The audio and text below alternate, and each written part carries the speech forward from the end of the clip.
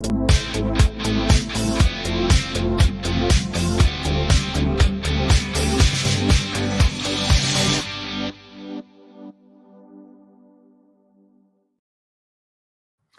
evening, gatherers of wool.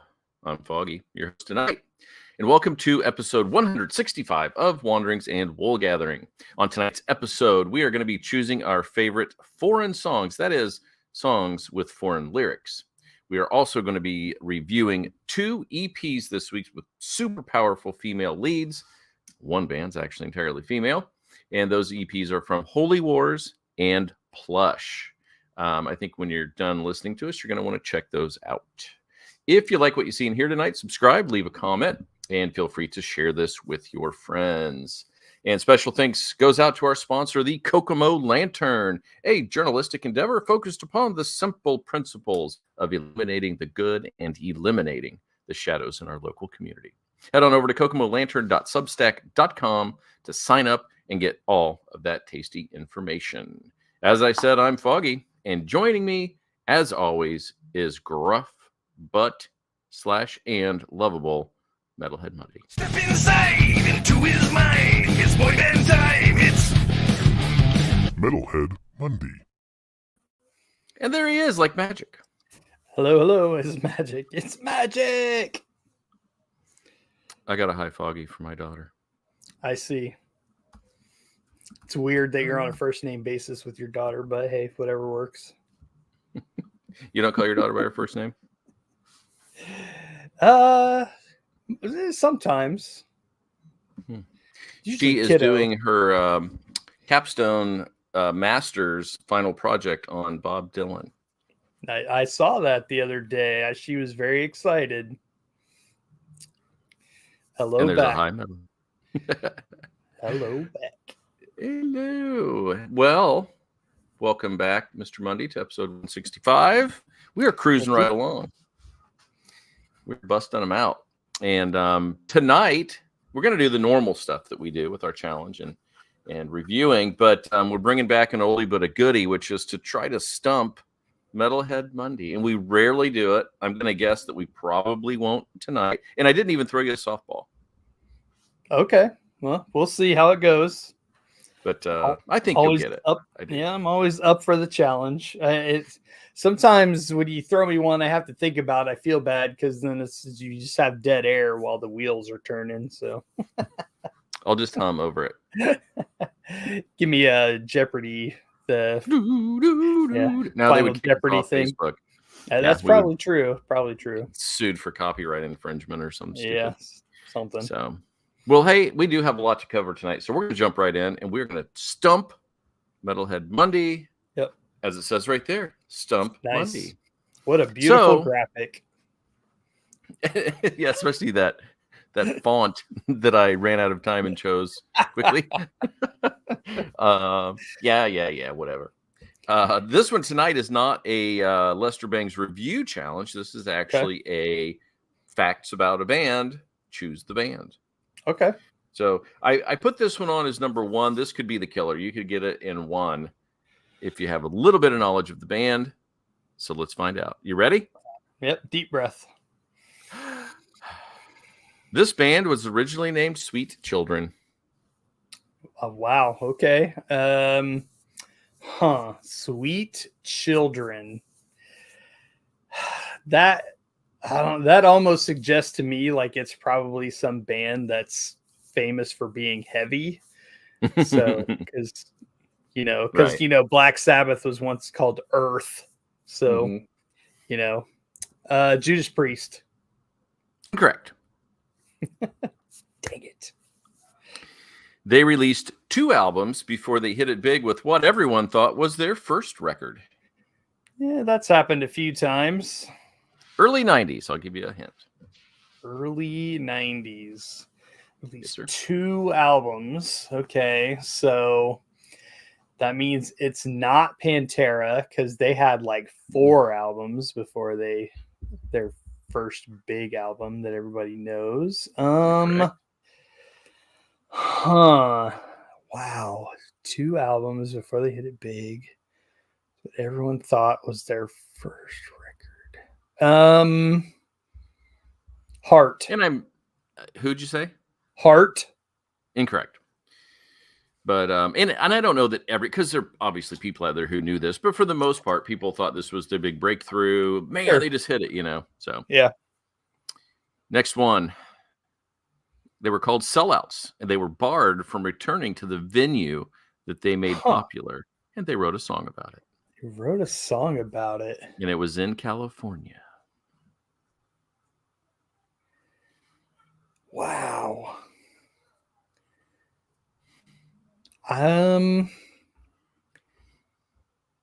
Wow. Yeah, I don't know what that one is. I don't even have a guess here. Two of the members started a company called Oakland Coffee. I should probably know that. But you will get the next one. Oh, I got a comment here. Let's see if somebody has guessed it. Facebook user, I got to figure out who that is, said the Eagles, and that is incorrect. Yeah. They would have been in the 70s, not early 90s. Maybe they missed that part. Oakland Coffee. Okay, so we're talking Bay Area. Huh. Sweet Children. They're called sellouts. Wow. Okay. Green Day. Bing, bing, bing, bing, bing. That is correct. I thought they had more than 2 albums before Dookie. No, just 2, according to what I picked up. And I did have one more clue for you, and I think this is the one that I'd expect to give away for you. Oh, well, because we just talked about doing a kind of retrospective on them. And then this one, they changed words to one of their biggest songs to protest Trump recently. I did. Yeah, I heard American about Idiot. that. Actually, it's funny that you bring them up because Billy Joe Armstrong was just on WTF. Oh, really? He was on Maron's show, and I mean, it was fantastic. It was a really great interview. Billy Joe's kind of notoriously squirrely doing interviews, but it was a really great chat. They kind of bonded about the Bay Area because Maron lived there for a while, but so they kind of like bonded over that right at the beginning, and I think it kind of relaxed him a little bit. It's an awesome chat. If anybody is interested, they should definitely go check that out because it's good. I mean, I love WTF, but it's a good one. Billy Joe. Awesome. Yeah, they were on, I think this week, they're supposed to be on Fallon, and they're playing in the subway. Oh, wow. Like he does that sometimes, and then he jumps in and he'll play, you know, some small instrument or sing with them, and that's what they're doing this time. So cool. All right. Well, darn it. We didn't stump him, but we did make him take 4 clues. Yeah, so it took a minute. I really, the album thing threw me off because once I figured out who it was, I really thought they had more than 2, but I think it was one of them called Kerplunk. I think the one right before Dookie is called Kerplunk, and then I thought there were more than that, but whatever. I'll take your word for it. I got it right anyway. So. Braggart. Yep. There's not much in life I can brag about, so I'll take the wins when I can get them. All right, I've got it pulled up over here. So that's essential albums. Let's do all of them. Okay, so we go back to 1039, Smoothed Out Slappy Hours, and then Kerplunk, and then Dookie. Okay. So maybe Kerplunk is the one they're saying people know. I don't know. Yeah. Dookie was definitely their breakout. Yeah, but see, I think that's where everybody thought, oh, it's their first record because nobody ever really heard of them, and then all of a sudden that's just massive. Yes. Yeah, it was a good record for sure. Good stuff. Okay, well, great job, and I'm going to leave this one to you because this was your challenge, and then we'll dig in, find out what we found. Okay, here we go. So last week we talked about the new song "Everywhere Man" by Flava Flav, which was fun, and he did like 20 some versions of the song in different 22. languages. So it's like 22 different languages. And so that inspired me to think, oh, what are some of my favorite songs in a foreign language? And of course, to us, a foreign language is anything not in English. So yeah, that's where we are. Give me your favorite foreign language songs. All right. I'm going to go back. I'll start off. And How many do you have? 1, 2, 3, 4, 5, and then 4 that I'm counting as 1 for a reason. Well, I have 6, so that works. There we go. We're at 6. Perfect. There you go. So first one, going back to the 80s, probably my middle school days. And it was 99 Red Balloons or 99 Luftballons. That was the one that just came up immediately from Nina way back in the day. Fun little number. And I never, ever really dug into the lyrics. I'm guessing they weren't that deep anyway. So I just kind of rolled with it in its foreign language. Mean, there is an English version. There is. But I think you got to go with the original. Sure, of course. But of course, we all know that 99 Luftballons means 99 red balloons. That's right. So. So that's as far as I got with it. So my first one that I'm going to throw out is a little bit of a cheat, but not really. No Rammstein, right? No, I have no Rammstein on my list. So it is Slaughter to Prevail. Of course, they're like one of the biggest metal bands right now. They're just blowing up. They are from Russia.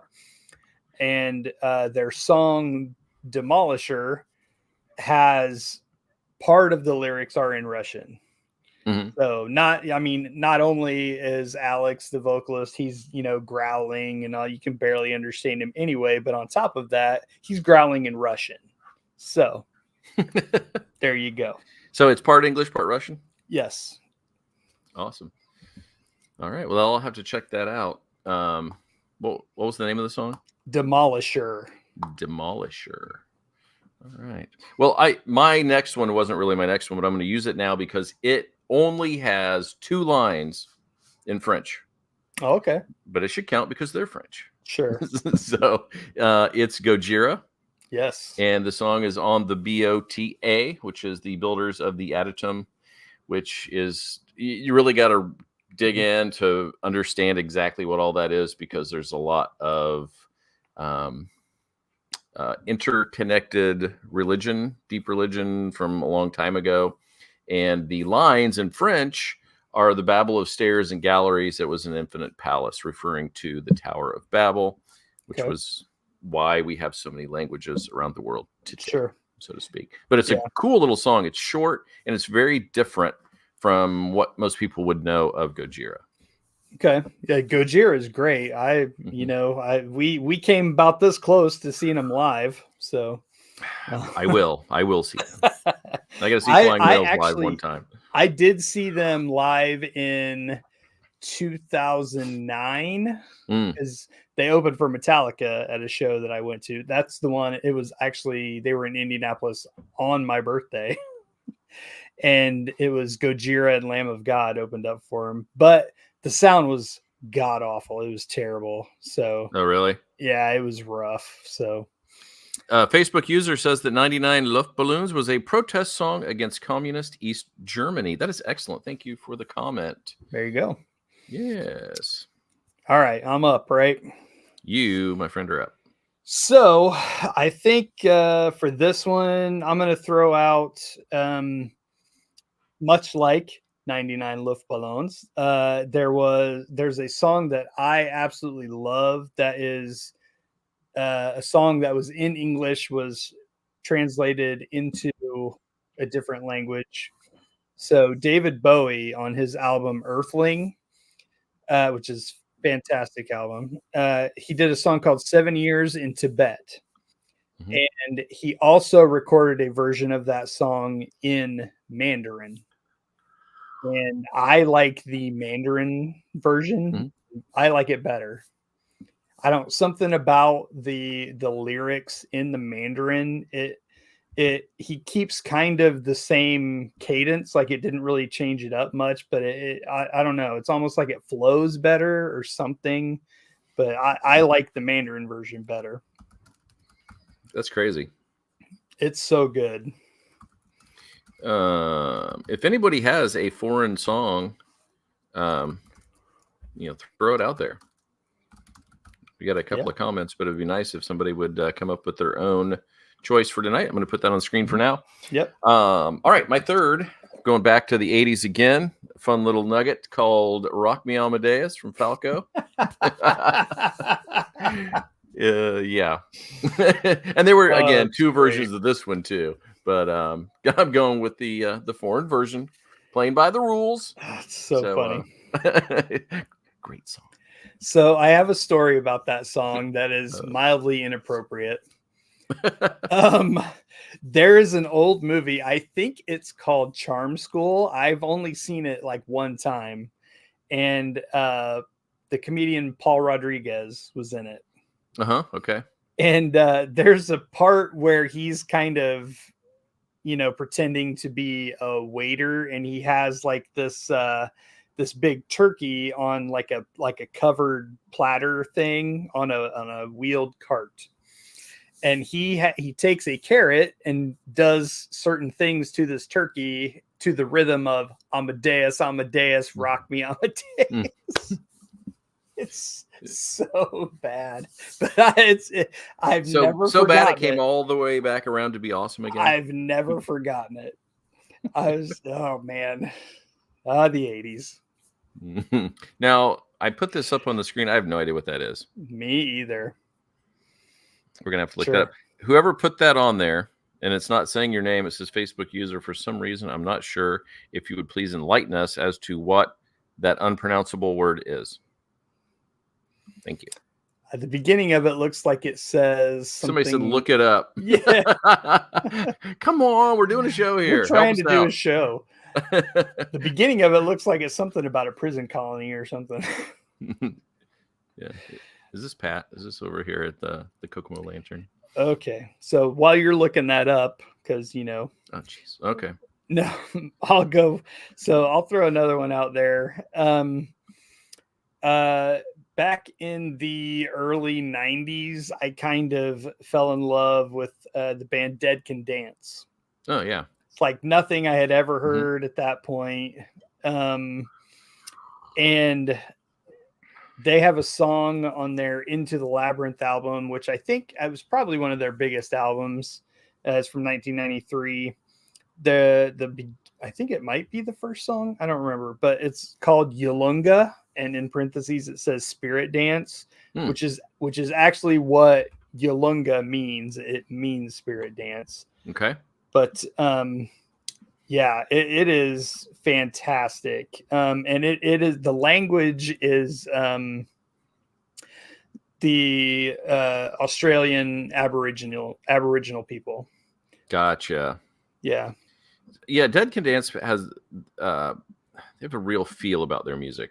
Oh, it's so good. I mean, yeah, at that time, I still love it, but at that time, I'd never heard anything like that. And it kind of expanded my mind to all kinds of different tribal music and just from all over the world. And yeah, Dead Can Dance is awesome. This is one of my favorite songs from them. Okay, this Prison Colon is done by Adriano Celentano. It's an Italian song. Okay. So, I've got a Pat has placed a YouTube video for it. I'm not going to play that right now because that will break a copyright. We'll get kicked off Facebook, but we will check that out later. Absolutely. I'm going to put that up there in case anybody wants to type that into their browser and go for it. Go for it. Yeah. All right. So, speaking of mood and kind of capturing a feel, my next one is Enigma Sadness.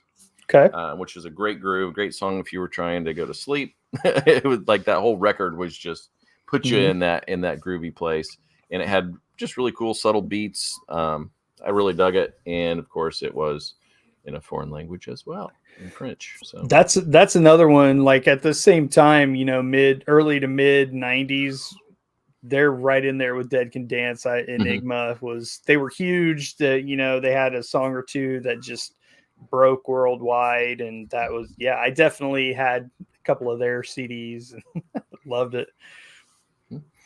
All right, that means you're up, number 4, I think. Okay, I will go with so my wife and I are really into a band that also is just within the last couple of years have hit huge, a band called Heilung.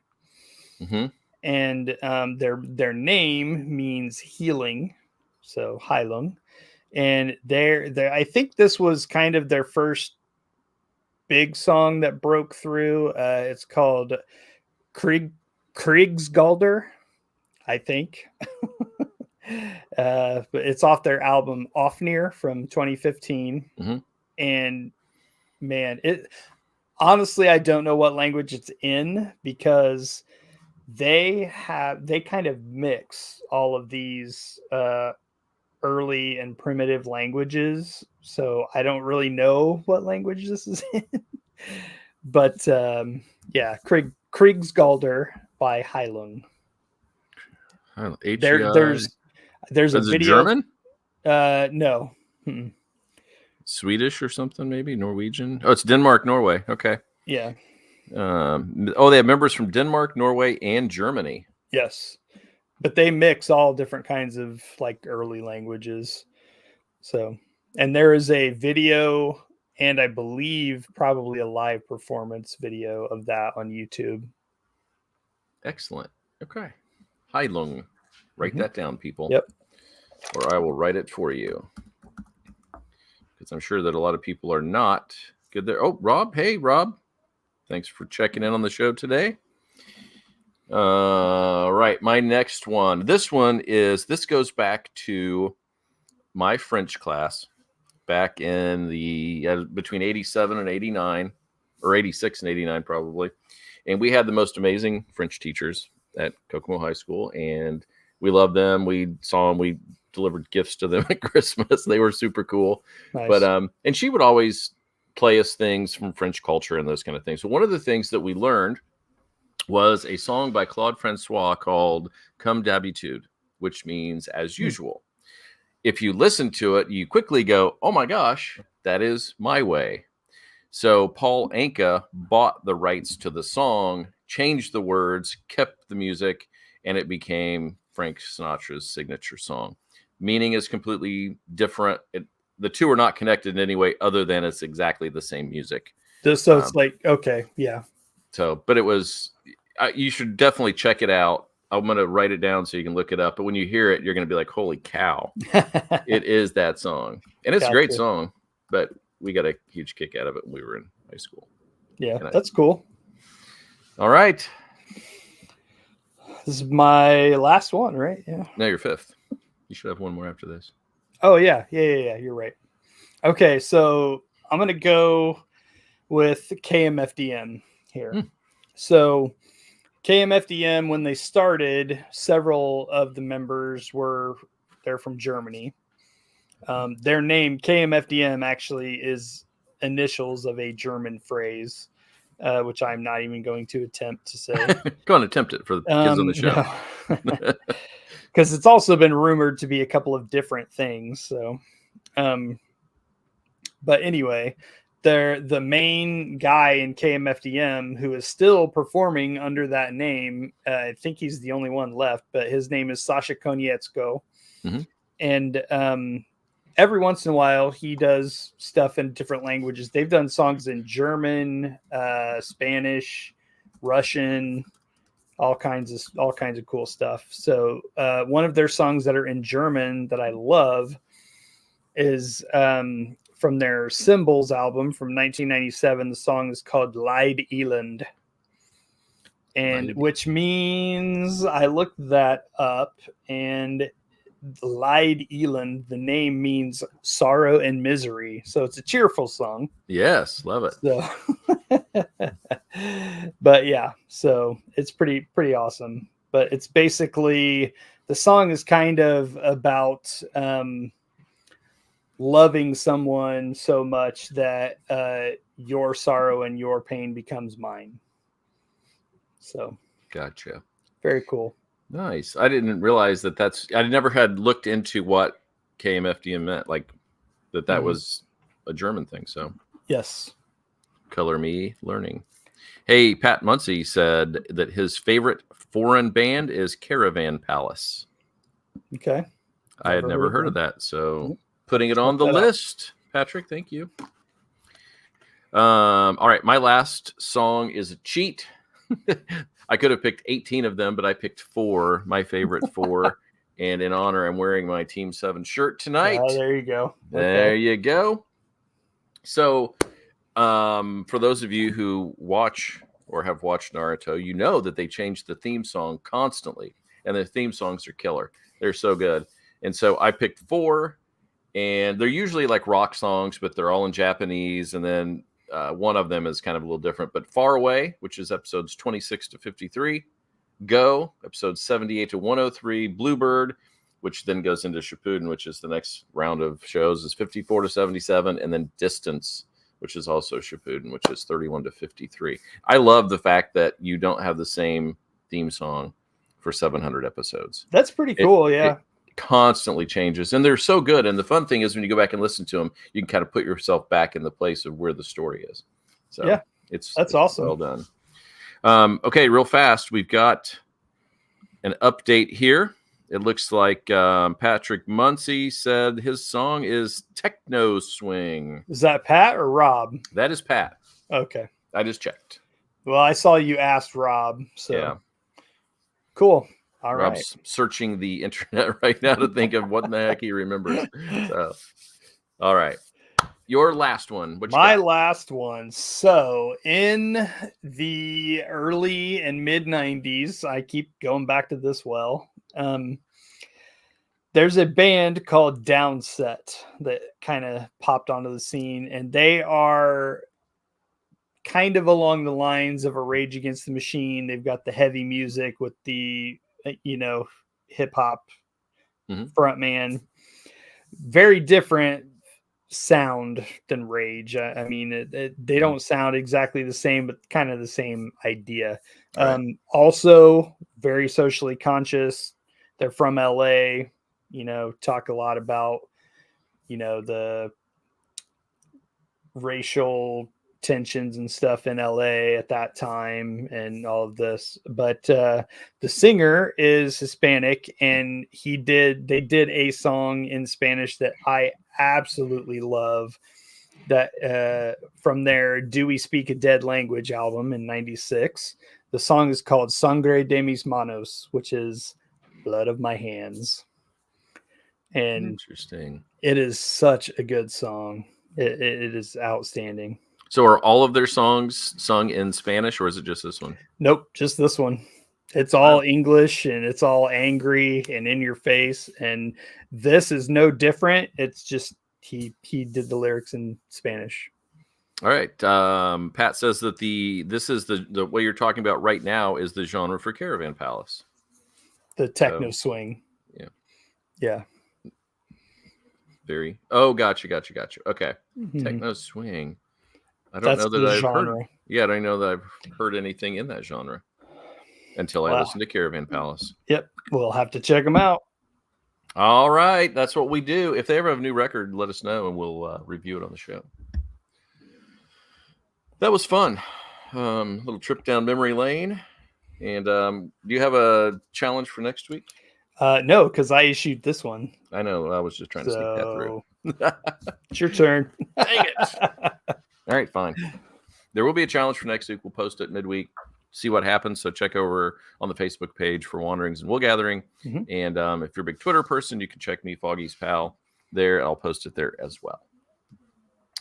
All right. So we've got work to do because we have 2 EPs. Put them together. You got yourself one heck of a full album of good lady vibes. So which one do you want to do first? I mean, Plush is the new one. Okay. So that just dropped a couple days ago. So we should probably go with that one. Okay. The EP is called Find the Beautiful. And Plush is a group made up of 18 to 22-year-old women. Yeah, they're And awesome. They're very talented, and their lead singer, Mariah Formica, Yep, I'm not sure how you Formica. that sounded like something I buy for a countertop, so I I didn't want know. to say it that way. Yes, yeah. But I assume it's pronounced the same way, Formica. I bet it's but like Formica or something. We're gonna ask her to come on the show and explain how to hey, pronounce her name. yeah, But maybe. man, she can sing. Yes. Very, very good range. Yes. So Amazing. there are 5 songs on the record. 1, 2, 3, 6 4, 5. Yeah, 6 because 5 new ones plus a cover of Barracuda. Mhm. So let's dig in. What do you think of Run? Was that a good? We're gonna call it an album because there is a lot of meat there. So Sure. what do you think? Good album opener. Yeah, absolutely. I think it's a real solid opener. It's definitely sounds like a breakup song, and I don't, I hate to say Mariah, but obviously she's the singer, but whose perspective we're getting, they're obviously not over the breakup. They're running away from it in a hurry. Yeah, trying to. The song, I think it's very radio friendly. Plush is like they're a rock band. Like they are a hard rock band. I would not call them metal at all. I think there are some heavy elements for sure, but they're just a really solid rock band. And I think this is a great opener. It's a very radio friendly song, and right away, you hear Mariah's powerful voice, and I dig it. Yep, I think you're gonna, sadly, just like when we talked with Project Renegade, you're gonna get that Amy Lee kind of comparison of the bands with Evanescence, but I think that's just an easy route to say that they sound like that, because I don't think they do. And they're not at all. I don't think they sound like Evanescence at all. I don't really think her voice sounds like Amy Lee. I think anytime you get a female singer with a big voice, they just instantly lump them together, which is unfair. Yes. Yeah. I wouldn't do that. Just personally, but no, I think the range on here, when you get through the record, it's all over the place. And what's interesting too is we're doing this one in Holy Wars, 2 very, very different bands. Yeah. But both with huge female voices at the lead. And I'm like you with this, with Run. I thought it was a great album opener because it is catchy. The chorus is very catchy. Yes. It's a high tempo, big vocals. I thought it was a great way to kick off the album. Yeah, absolutely agree. Number 2 is Kill the Noise.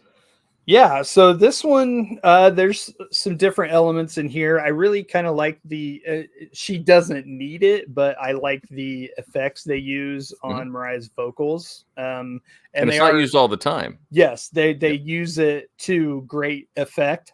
See what I did there? Yeah, I'm going to remove you from the stage. But yeah, this is another cool song. I really like the bridge sections. Just fun stuff. What I liked about this one, it came in like the last one had a lot of energy going forward. This one came in a little slower. Yep. And I thought it felt groovier. Some of the bass line was a bit groovier, and I also liked that we had some nice backing vocals on this one from the rest of the band. Yep. And again, like the previous song, big chorus. I like in most of these songs that they really do hit with big catchy choruses, and I like it. I think it was a great second song. Yeah. Speaking of the rest of the band, I feel like we should at least say their names because it's so easy to just focus on Mariah. But so you have, I believe, Ashley Suppa is on. She is the bassist. She's the bassist. Yeah. Yep. Bella Perone is the lead guitar player, and Faith Powell is their drummer. Correct. They used to have a different drummer, but we don't have to mention her, but we won't. Yeah. And the good thing is, like, obviously the attention, the attention almost always goes to your lead singer. That's just kind of how it works. Front person, whoever. And especially when you're as good as she is, it Mhm. is going to draw the attention. But everybody is excellent in their musicianship, and everybody gets a little Yes. moment to shine. So yes. And that brings us to the next song, which is my favorite song on either record. Nice. This one killed me. I loved it. I thought it was so Awesome. good That's because great. you're pumping and then you're groovy, and then this one comes in acoustic and slow, Yeah. and you really get to see Mariah's range Mhm. because she's not belting out all those big notes all the time. She does have some big ones in here, but I love the chorus on it, and I like this idea. If I keep this tunnel vision, I'm not really living. You know, she's got to Mhm. slow down, expand, and find the beautiful. Yep. And I thought that was absolutely fantastic. My favorite song on this record, and probably of the two. That's awesome. So yeah, this song is, it slows it down. You've got the acoustic guitar. It almost starts out kind of power ballady a little bit, which I love. That's very cool. And again, we've got effects on the vocals, but it's used very well. It's kind of comes in and out. And yeah, I mean, this Mariah just knocks it out of the park on this album. It's insane how good of a singer she is. But I like how this song is structured. It comes in a little more rocking when it needs to. It's just very well put together, very well written song. Agreed. And then we hit the cover, right? The next one is Barracuda. So Barracuda is how I first heard Mariah Formica. So here's where their old drummer comes in. Their old drummer still has a YouTube page where she would do like playthroughs of songs, play along with songs. And I was like, man, this young lady is amazing. I would watch tons of her videos. And then one day she had a cover of Barracuda with this other young lady singing and playing guitar. And it was Mariah Formica. And I was like, holy crap. I mean, there's almost no one who can sing Ann Wilson song and sound that good. Like, she just absolutely blew me away. And I kind of went down the rabbit hole on Mariah's videos, and just what an amazing rock singer and guitar player. She's a great guitar player too. But yeah, Barracuda is where I first learned of Mariah, and they finally have released an actual studio version cover of this song, and it's amazing. I mean, it is a straight up faithful cover. They did not really change anything, and wow, it's just amazing. That is exactly what I was going to say, is that they were so faithful to the original. We always have to hear on every show, well, you got to make it your own. Well, in this case, they didn't. They just did a faithful cover of it, and it sounds fantastic. Yeah. And you got a voice like hers, do it, belt it out. Yeah. And I thought it was great. I mean, when you had showed that to me and I listened to it, I knew instantly that I was totally in to do this record. So yeah, cool. Mike Shane, participating on the show tonight, said the greatest show on earth by Nightwish is his foreign song. Okay. I mean, Nightwish is cool. I'm not familiar with that song, so I'll have to check that out. That's awesome. Good work, Mike. You can come back next week. Okay, that comes to Hope It Hurts. Okay. And this is a vindictive song. I hope it hurts you.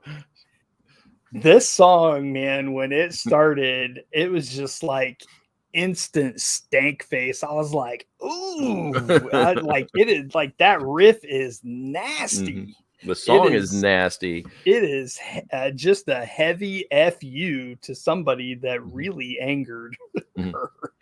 And yeah, this song is great. These last two songs are, man, just some heavy riffage.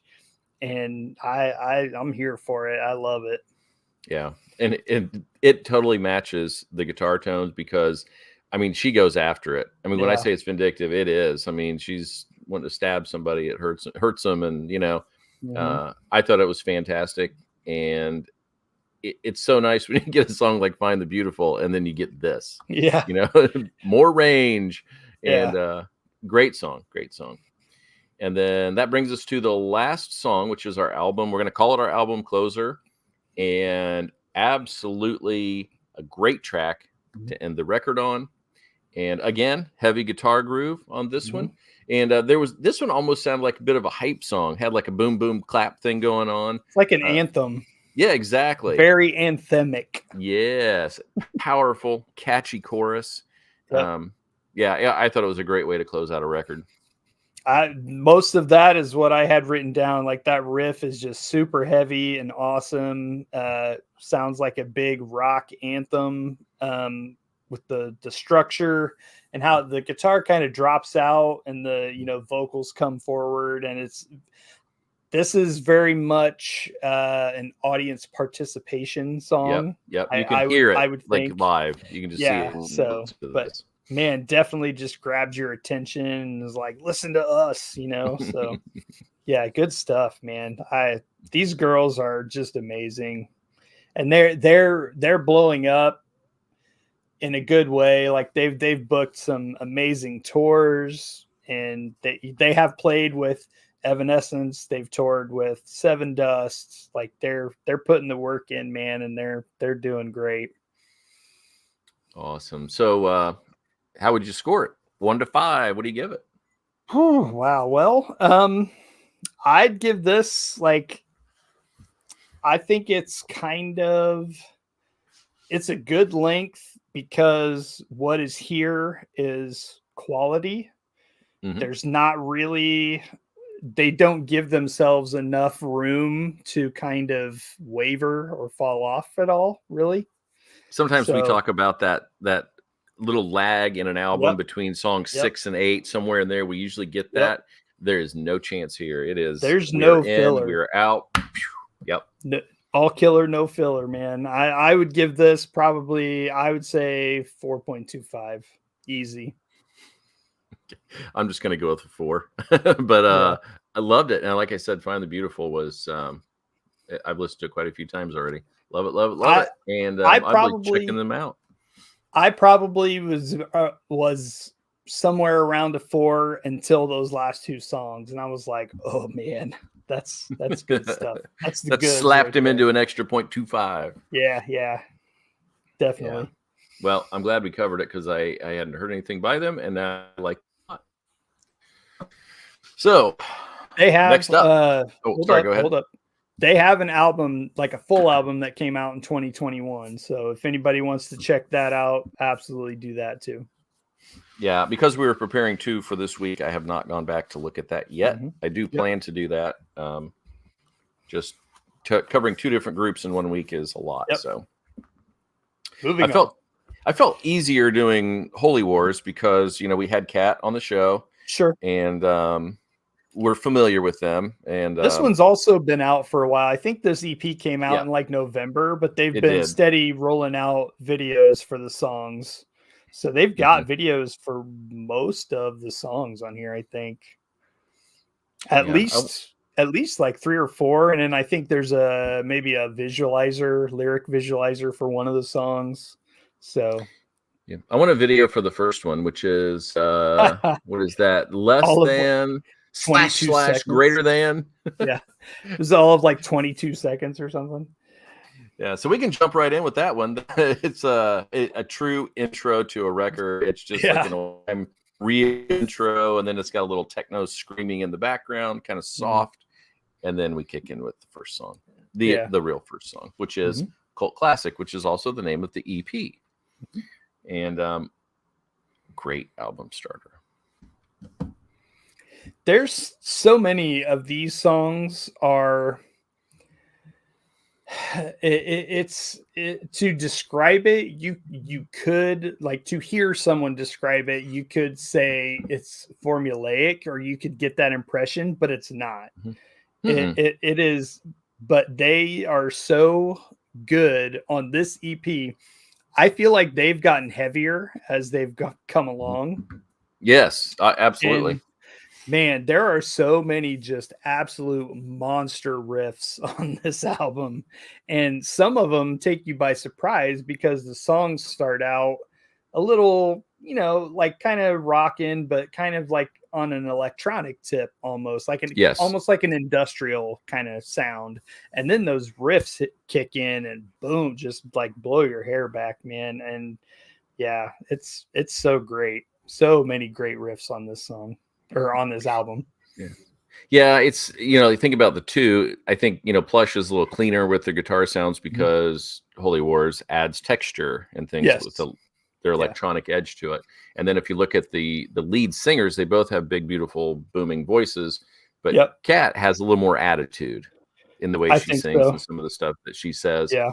And this song, it comes in and it's slamming, and then you get these little subtle drum beats in the background, little quick drums, and there's a shift in the bridge, and it's really like you say, could be seen as formulaic, but shift. It's a great commentary on the American dream and greed and how it's ruining society, and I love it. I think it was a great opener. Yeah, perfect. And for people that don't know a little bit about Holy Wars, it's really two people. I mean, when they're in the studio, it's Kat Leon is of course the singer, and Nicholas Perez I think handles most of the music. So I'm assuming Nicholas is coming up with all these nasty riffs, and man, I'm here to eat all that up. The next song is called Body Temple. Yes, and it's heavy. A little bit slower than the first song. Yeah. The chorus was catchy. And what I really loved is like she kind of changes up her delivery during this song. And in the bridge is really quick lyrics as she's moving through it. And I thought it was really good. I love the hard guitars in this one. Yeah, there's really not much for me to add to that. I will add that this song has a very cool video, so check that out.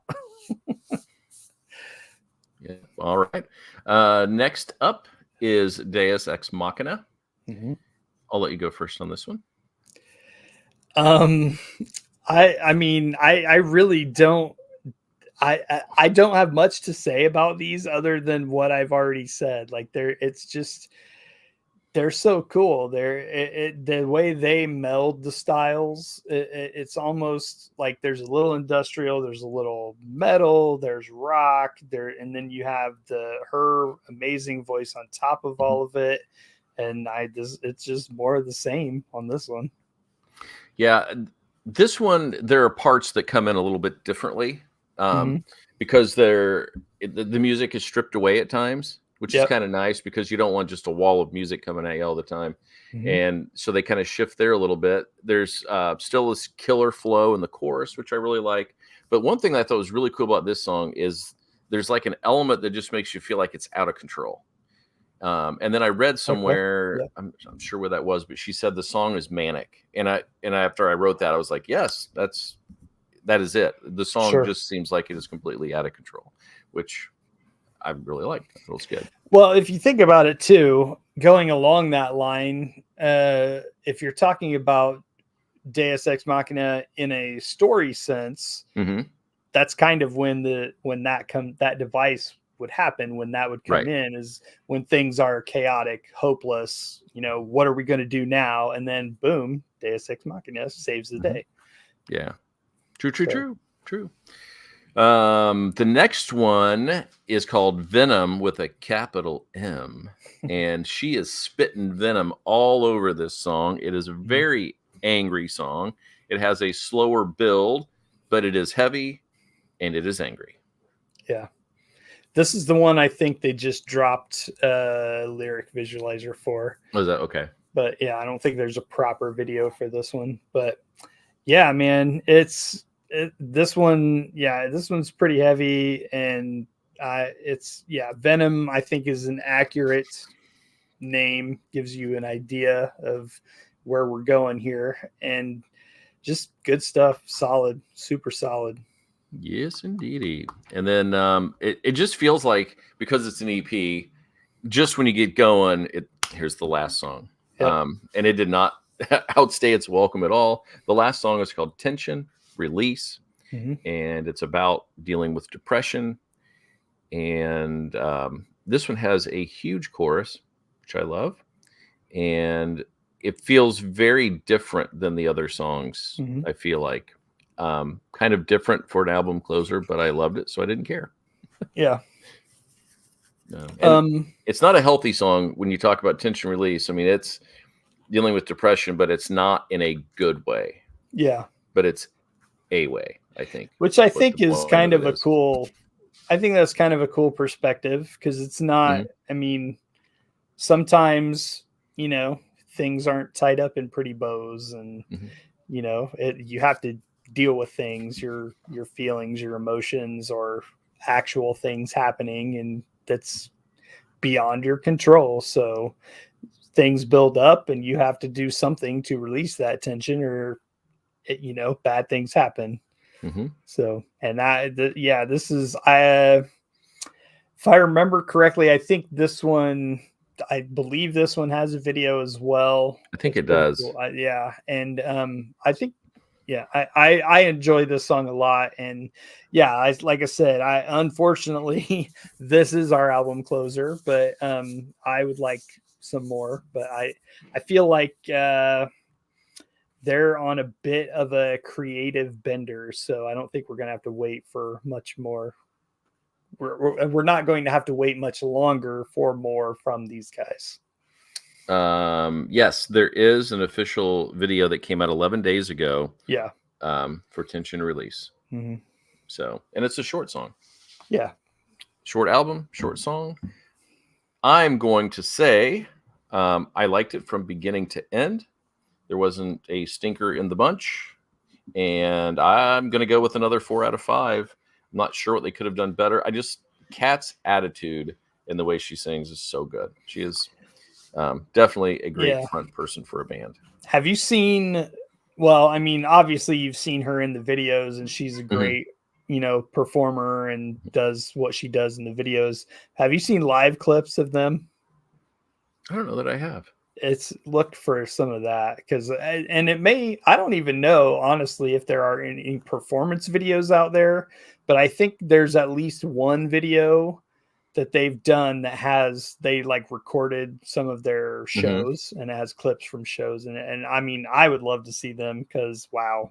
I may look for that and post it on the Wanderings Facebook page. Yeah. So if anybody's interested, they can check that out. But as far as my rating goes, I would give this, I don't know, I'm either 4.25. I feel like the longer I listen to it, the higher that will go. But well, yeah, I mean, we've only been sitting with this for a short period of time, and sometimes it takes things to grow on you. And nothing needs to grow on me. I liked everything that I heard, so that's a good thing. I would say, like, doing 2 records in 1 week, we love them both. That does not happen all the time. No. And very different bands, but killer. I really enjoyed all of it. Yeah, and I love doing both of these, because I feel like women are highly underrepresented in rock and heavy music, and man, like 2 absolute killer front women here. And in the case of Plush, the entire band. So very, very talented young ladies, and looking forward to more from all of them. All right. Excellent. And that wraps up another week. So I don't know that we have a record yet for next week. I can't wait for things to pick up, because it just has been such a dead period of new music, and I'm glad we found these, but I'm hoping we'll get some more releases soon. Yeah. Or we may be doing some more retro reviews where we look back at some records from 35 years ago. There are a ton. I sent that picture of 30 albums that are celebrating 35 years. And boy, were there some good ones on there. There's some big ones in there. We may just post that and do a show where we kind of reflect on those and see if anybody in our community would want to comment as well and talk about some of these records from 35 years ago. That'd be great. Absolutely. All right, Mr. Mundy, in the meantime, because they won't see you until next Sunday, where can they find you? Oh, hop on the old Instagram and visit me at Metalhead Mundy. Just Look, like my look, hey, everybody. looky, there it is. Right There's there. a graphic. And only a few pictures of cats, he promises. Yeah. I think the last thing cat related I posted was I found her stash of all her toys. You did. Like, oh, hey, look at all that. And you can find me, Foggy's Pal, on Instagram and Twitter. And you can find some pieces of writing about music and comics, especially over at wanderingsandwoolgathering.com. You can find our show on YouTube, Apple Music, Spotify, CastBox, and SoundCloud. You can find us at the Kokomo Lantern Facebook page and the Wanderings and Wool Gathering Facebook page. I would prefer that you do that and you play along with us live, because it makes the show more fun if you guys are participating and adding your pieces, because now we have 3 new songs to look up. Yeah. Because of your help tonight. Thank you. All right. Until next week. Anything else, Mr. Mundy? I'm good. We are good. That means we are out, and we will see you next Sunday. Stay tuned for our challenge. Maybe you want to participate. All right, everybody. Later.